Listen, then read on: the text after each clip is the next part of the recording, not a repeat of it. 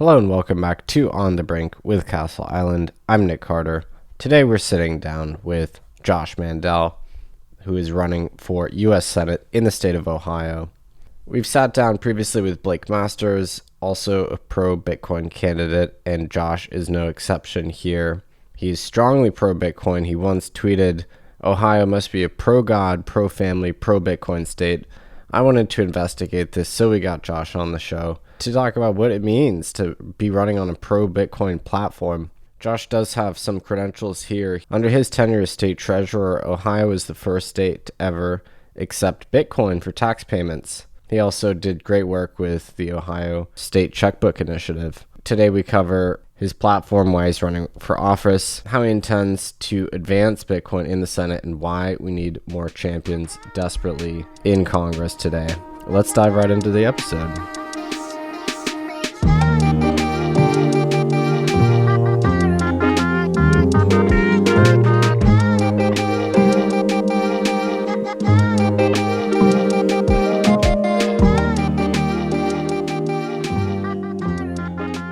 I'm sitting here with Josh Mandel, who is a Senate candidate for the state of Ohio. Josh, thanks so much for joining us. Really appreciate you being here with us today. Thanks, Nick. Good to be on. I've been a fan for a long time. Awesome. So maybe leaving aside the Bitcoin stuff for now, tell us a little bit why you're running for office in Ohio and, a little thing or two about your platform. Sure. Yeah. My inspiration into public service and in the Marine Corps, my grandparents, on my mom's side, two of my grandparents were Holocaust survivors. My grandfather, Joe, was from Kielce, Poland, lost his entire family in the gas chambers, and he survived multiple Nazi death camps. And my grandma, Fernanda, she was an Italian Jew, which was relatively uncommon. And she was hidden by very courageous Christian families in Italy, and they saved her life. And, during World War II, obviously, both of my grandparents' families in Italy and Poland had all their property and assets seized.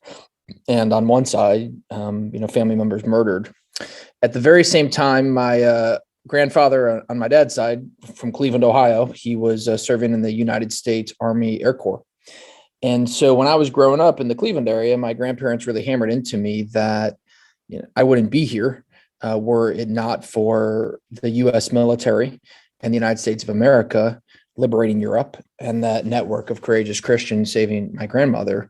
And so in trying to pay back that debt to the U.S. military and the United States of America for making it possible for me to be here, I decided to join the United States Marine Corps, did my small part on a couple tours in Iraq, and decided to go into public service, served my state here in Ohio, 2 terms in the state legislature, and then 2 terms as state treasurer of Ohio, and now running for U.S. Senate. And, the thrust into public service has been trying to stand up for the personal freedom and individual liberty that we have here in America, that we enjoy here, and that unfortunately was taken and stolen from my grandparents 2 generations earlier. And it's, a big part of that freedom and liberty for which we fight, whether it's in the Marine Corps or it's folks in the Bitcoin community or in other communities. It's foundational to who we are as Americans. But if we don't fight for it, it could disappear. Reagan and a lot of the leaders before us very articulately warned that we must fight to protect our freedom. And there's different ways we fight, but we must fight if we're going to protect it, because if we get complacent, it'll go away. So you had a pretty notable tenure as Ohio State Treasurer. Tell us a little bit about what you accomplished during that period. Sure. So I ran on a platform to clean up the corruption in the state treasurer's office. And I ran on a platform of using transparency and shining sunlight on spending in order to accomplish that. So I ran on this, platform to put the state's checkbook online, this big transparency initiative. I got elected and I said, well, I'm going to do what I said I would do.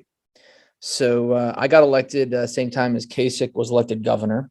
So I went into Kasich's office and I said, hey, governor, just got elected state treasurer. I ran on a platform to put the state's checkbook online. And I just wanted to come in here and see if you want to partner with me on it. And he's like, Josh, we're not putting the state's checkbook online. I was like, no, you don't understand, governor. I campaigned on this. I'm going to keep my campaign promise. And oh, by the way, people are going to love this. It's transparency. It's open checkbook. It's like, everything that, taxpayers would want to be able to hold politicians' feet to the fire. He's like, Josh, I want you to hear very clearly. We're not doing that. And if you try to do it, I'm going to kill it. And, Nick, I'm not one to back down from a fight. So I said to Kasich, I said, listen, I don't work for you. I was independently elected, got more votes than you, was elected as the top vote getter of any of the statewide executive candidates in this state. And I am going to do that. And he said, Josh, if you try to put the state checkbook online, I'm going to make you feel pain. So I walked out of his office and I called a friend of mine in the legislature. And I said, hey, I need you to introduce a bill to force me to put the state's checkbook online. And he was like, you want me to do what? I said, make me do it. He's like, all right, I can introduce that bill. And the reason I wanted it to be required in like state code was because I knew after I was state treasurer, if some big government person came in, they wouldn't want the state's finances online. So I thought, Nick, once it was introduced, it would pass pretty quickly. It's sort of like baseball, motherhood, apple pie, it's tough to be against transparency. But what happened along the way is, I figured out the politicians would go on TV and in the newspapers and say they're for it. And then when they'd see me in the state house, they'd pull me aside and they'd be like, Josh, we're going to kill this. Why are you doing this? You're going to make us look bad. And it was so hard to get it passed out of the state house. It took us till like 2 a.m. before they recessed for the summer to finally get it passed. Then after the summer recess, it went over to the state Senate. And by that time, Kasich had sort of woken up to the fact that we had momentum behind it. And he dispatched his goons to the state Senate and they killed the online checkbook legislation. So Kasich and all these politicians, Democrat and Republican, were high-fiving and celebrating that they killed this online checkbook legislation. And they really, embarrassed me because this was my baby. But what they didn't know, Nick, was that I had a plan B up my sleeve, a contingent plan. And the contingent plan, we called it Operation Shawshank. So I don't know if you've ever seen Shawshank Redemption. I'm sure a lot of your listeners have.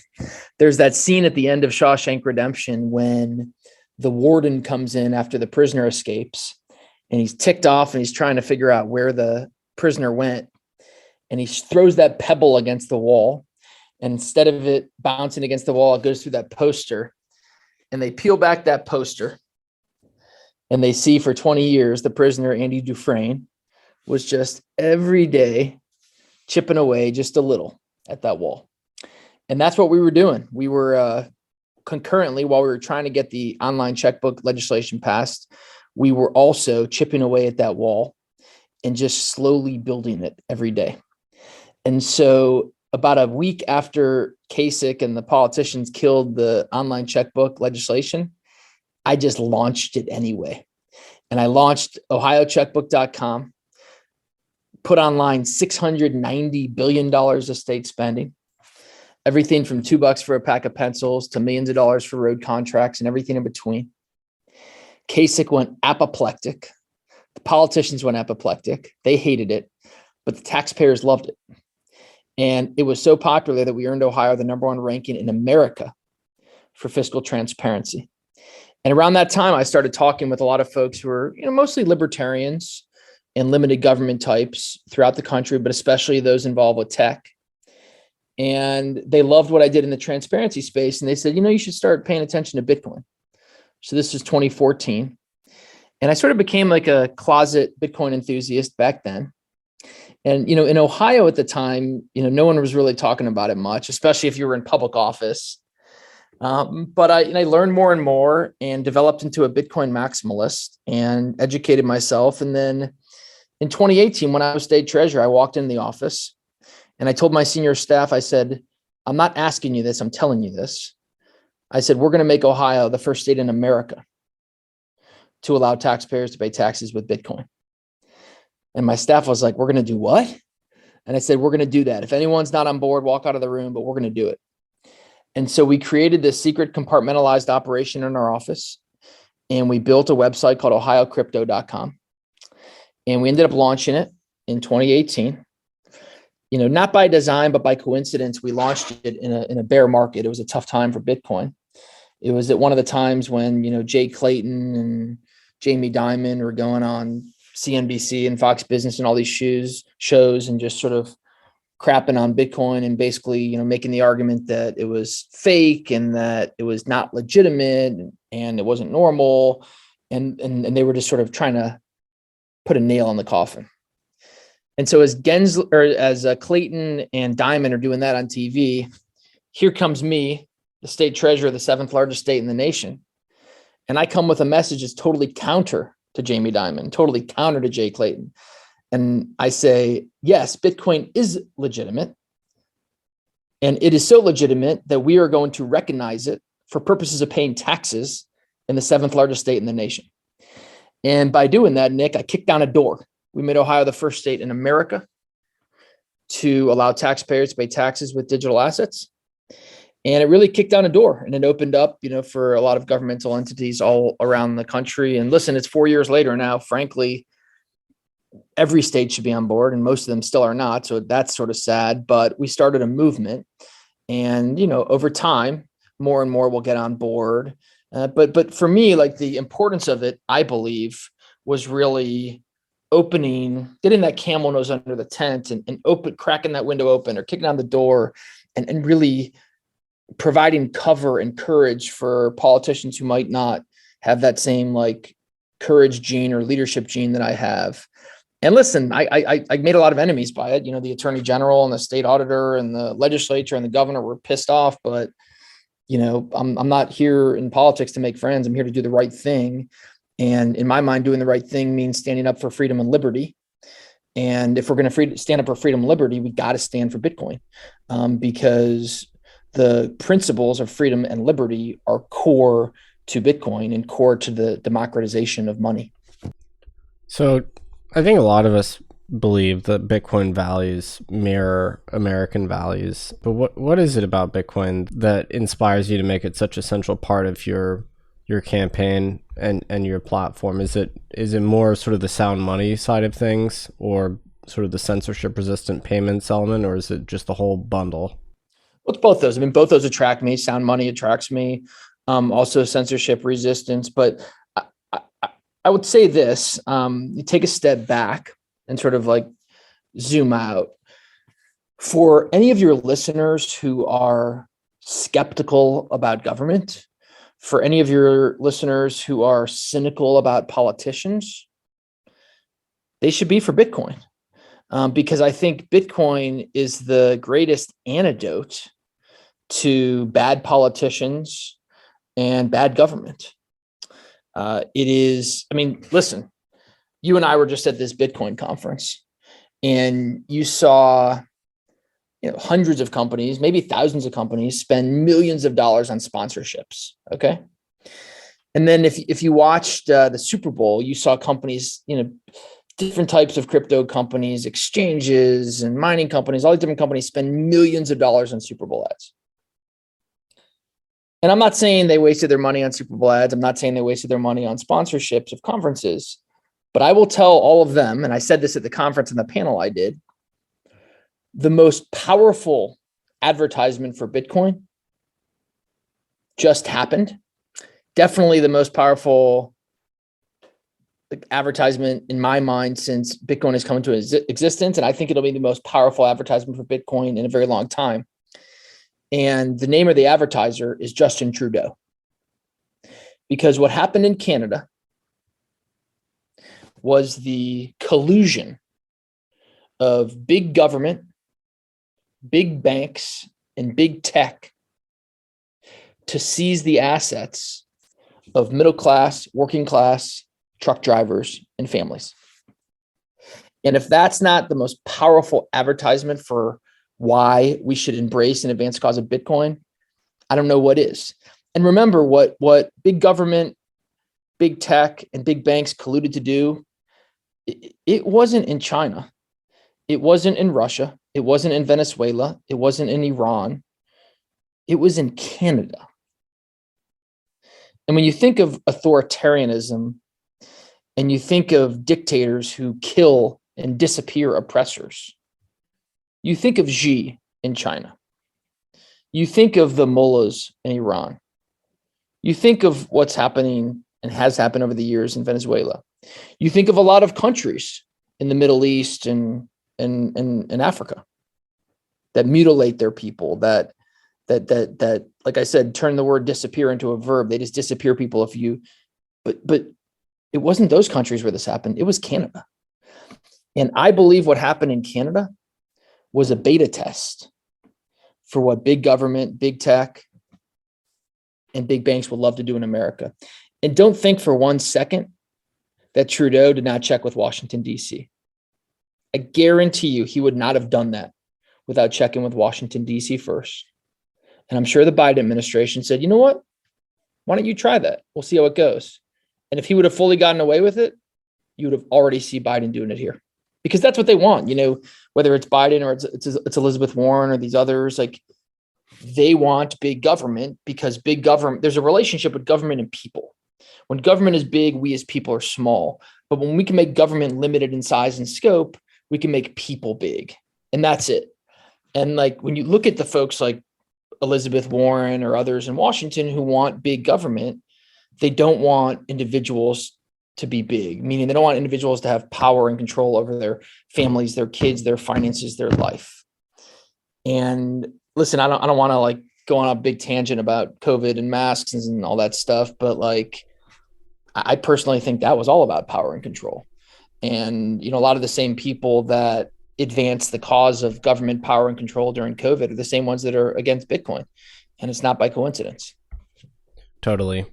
So, looking at your Republican colleagues, they've in the Senate and the House, they've certainly made good strides. I would say I've been impressed by uptake for Bitcoin values among a number of actually really influential members of Congress. What do you make of the prospects on the Republican side for regaining control of Congress? I guess that's a separate question, but subsequent to that, imposing a pro-crypto agenda in Washington following a victory in November. Do you see that as likely, and what would that look like? Well, first of all, I'm a constitutional conservative. I'm a full spectrum conservative. I'm going to be elected to the U.S. Senate as a Republican. I will say this though: our Bitcoin movement has to be bipartisan in order to be successful. And I think it needs to be relentlessly bipartisan and relentlessly one issue. Because, if we're going to be successful as a movement, we have to focus on what's good to advance this cause. And we need people on both sides of the aisle who are willing to work with anyone who's pro-Bitcoin. And so, listen, I did a panel at this Bitcoin conference with Erica Rhodes. I'd never met her before. She's running for Congress out in LA. I looked at her platform. I literally think I disagree with her on every single issue. I couldn't find one thing I agreed with her on, except her support for Bitcoin. But it brought us together, and that's a beautiful thing. And so I want to hammer that home for all your listeners who want to get politically active. I would encourage you to support anyone who's pro-Bitcoin. And if you look at some of these organizations like that over the years have been very successful, they've been relentlessly one issue and relentlessly bipartisan. And I can give you a couple examples. One is the NRA. The NRA has been relentlessly one issue, pro-gun, but they've also been relentlessly bipartisan.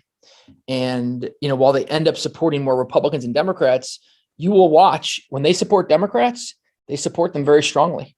I remember actually here in Ohio in 2006, there was a pro-gun Republican running for governor, and there was a pro-gun Democrat running for governor. And, I was back in the pro-gun Republican. He's a friend of mine. He would have been a great governor. And the NRA went out and supported the pro-gun Democrat because when he was in Congress, he was pro-gun. And people were shocked by it. But the NRA said, you know what? They needed to stand by their friends. And so, another organization along those lines is AIPAC. That supports pro-Israel candidates. They look at Democrats and Republicans and, we'll support either. And, there's a lot of organizations like that. There's some of the organizations out there that support natural gas. Natural gas is becoming a more and more bipartisan issue because it's a jobs issue. And, states like my state, like Ohio, Pennsylvania, West Virginia, a lot of the Democrats are pro natural gas. And these organizations, they should support them if, regardless of their party. And so I want to use some of those examples just like, because I think it's important that in order for the Bitcoin movement to be successful in Washington, it's got to be bipartisan. Now, you asked about what's going to happen in November. I think it's going to be like bloodshed for Democrats this November, just because their policies have so negatively impacted working class families. You look at their spending policies has created this inflation. It's crushing people at the grocery store. Their energy policies has created higher gas prices. It's crushing people at the gas pump.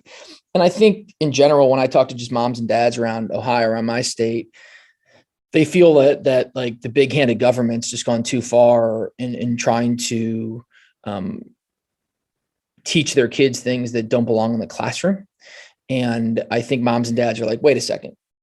Hey, schools, you guys stick to reading, writing, arithmetic. Why don't you leave like the cultural and the social and the sexual stuff to moms and dads to have those like tough conversations with their kids at the kitchen table?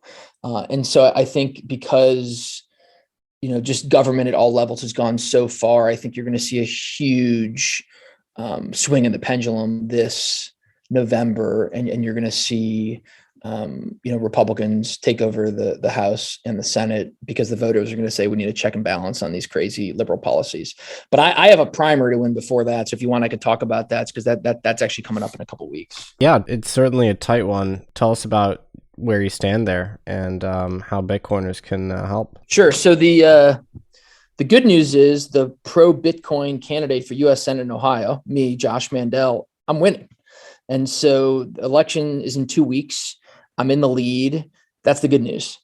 The bad news is the guy I'm battling with is a banker. He's a 70-year-old banker.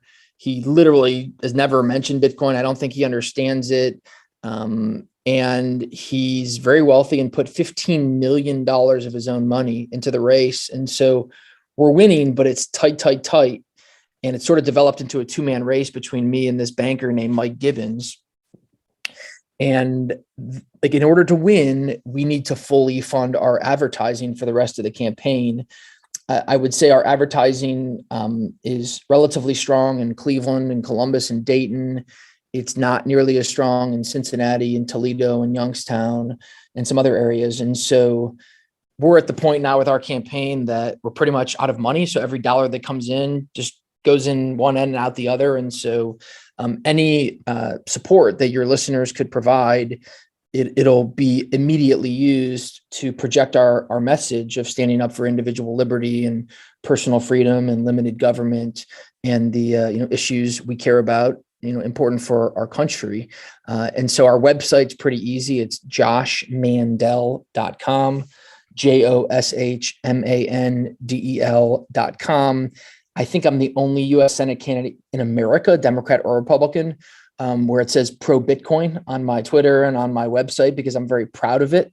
I get asked about it every day by people in Ohio who say, what's a Bitcoin? And it gives me an opportunity to educate them and to talk to them about our movement and our community. People can give on my website via, fake fiat, via credit card, or they can give via Bitcoin. As you know, most people in the community, we set up this Bitcoin payment donation portal, but hardly anyone wants to donate their Bitcoin. So most people just end up giving, via credit card anyway. So again, it's joshmandel.com. And the timing is such, Nick, that we are in the fight now. We are, election day is May 3rd. In Ohio, we have a month of early voting. So people have been voting here for a couple of weeks. And so, it now is my time of need, and any dollars your fan base can donate will go to immediate use and have a very high impact. While in the general election, I will not take my foot off the gas. I would say with pretty high probability, whoever wins the primary will most likely be the U.S. Senator from Ohio. And there's only one candidate in this race who's running on a platform to go to the U.S. Senate to work with Cynthia Lummis to create a Bitcoin caucus. Gotcha. Well, I'll certainly include those in the show notes. I wanted to ask, actually, given that most Americans don't own Bitcoin, there's quite a few. I don't know what the latest numbers are. Somewhere maybe I think I saw a NYDIG estimate, sort of the 40 million range. What do you make of sort of the political prudence of being, overtly pro Bitcoin? Have you found in your conversation with voters that it's been a positive overall, or is it mainly people are sort of agnostic about it? Mostly agnostic. I get sort of some head scratchers because they don't understand it. Um, you know, I would say it doesn't come up on the campaign trail a lot unless I bring it up. We've had some journalists who are intrigued by it and have asked, but the way I view it is that once I'm in the U.S. Senate, I'll have a very big platform and bully pulpit, and I plan on using that platform and that megaphone to advance the cause of Bitcoin. And the reality is, like, if you're going to be an effective United States senator, you can't be effective at focusing on 10 things or even 5 things. You got to pick like 1, 2, maybe 3 issues and really become an expert and focus on them. And for me, Bitcoin is going to be one of those issues. And, I watched very closely our community, unfortunately, get its teeth kicked in during the infrastructure bill. And one of the reasons we got our teeth kicked in the infrastructure bill is because we only had one champion in the U.S. Senate. And that one champion is Cynthia Lummis. And, what I've learned is there's a big difference in legislative bodies, whether it's U.S. House or U.S. Senate or even state legislators. There's a big difference between friends and champions. A friend is someone who you got to sort of hold their hand, and maybe at the end of the day, they'll vote the right way. A champion is someone like Cynthia Lummis or someone like me who will wake up every single morning living and breathing and sleeping an issue like this. And a champion is someone when the door is closed and the horse trading is going on and the sausage making is going on and people are really going at each other. And maybe there's some blood being shed and, it's hard fighting, high stakes. It's people who are willing to use their political capital to stand up, in this case, for Bitcoin, and people who are willing to like take scars and maybe take some pain along the way. The same way I was willing to take pain from John Kasich when he was trying to stop me from putting the state's checkbook online. I just endured through it, head down and shoulder to the wheel and won. And that's what me and Cynthia Lummis are going to do. We're going to build a Bitcoin caucus. It's going to be bipartisan. It's going to be strong. It's going to take us time to do. And so when the next, infrastructure bill comes along or whatever bill comes along, when these big bank, when these senators who are in bed with the big banks try to screw over our community, we're going to stand up and we're going to fight and we're going to win. And let me tell you what else we're going to do, Nick. I'm done with defense. We're going to start going on offense to advance the cause of Bitcoin and democratization of money. So what does that look like going on offense? It means that when presidents, Democrat or Republican, make nominations to the SEC or the FTC or the Federal Reserve or Treasury, that we're gonna block nominees who are anti-Bitcoin, and we're going to shepherd through and advance nominees who are pro-Bitcoin. And we're going to work with the presidential administrations to help identify pro-Bitcoin nominees to vet and to nominate. What else does going on offense means? It means ensuring that these agencies are not colluding behind the scenes to attack our community and attack our movement. This disgusting revolving door between the Department of the Treasury and the Federal Reserve and Goldman Sachs and JP Morgan, it's gross. And they all go back and forth and back and forth and back and forth. There's no firewall. There's no separation. They're all scratching each other's back. They're all enriching each other. And it needs to stop. And it's time for us to go on offense and call them out and smoke them out. And listen, we're going to go on offense by educating other senators. When I'm in the Senate, besides for Cynthia Lummis and maybe, Ted Cruz, Mike Lee, a few others, most of these people are not educated at all on digital assets or Bitcoin, and we're going to educate them. We're going to teach them about proof of work. We're going to teach them about self-custody. We're going to teach them the fundamentals behind this and why they should be supportive. And it's in my mind, Nick, it's time to go on offense. It's time to elect United States senators and United States congressmen who want to go on offense and really lead the charge. And that's going to be me in the U.S. Senate. Love it. Well, Josh, I know you're extremely busy and you have a campaign to run, so we'll let you go. But I want to thank you for joining us. It's been great. I'm going to put all those links in our show notes, and I want to wish you the best of luck. Thanks, man. Appreciate having me on. Would love to, keep the conversation. Come on anytime. And hey, open invitation to Ohio. If you ever want to come out here, hop in the Jeep with me, I can introduce you to some of the people in the Bitcoin community who are doing great things in Ohio. And, you might not know this, but Ohio is now one of the leading natural gas states in America. And my vision for Ohio is to really make Ohio an epicenter for Bitcoin mining. So that might be a good topic for our next podcast. I'd love to. Thanks again, Josh. It's been great. Take care, man.